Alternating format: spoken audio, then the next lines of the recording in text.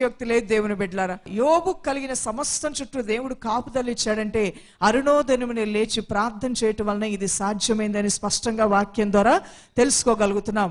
రెండవదిగా నీకు కలిగిన సమస్తానికి, నీ ఆరోగ్యానికి, నీ ఆస్తికి, నీ ఆత్మీయ జీవితానికి, నీ పిల్లలకు, నీ కలిగిన సమస్తానికి దేవుడు కాపుదల ఇచ్చి నడిపిస్తానంటున్నాడు.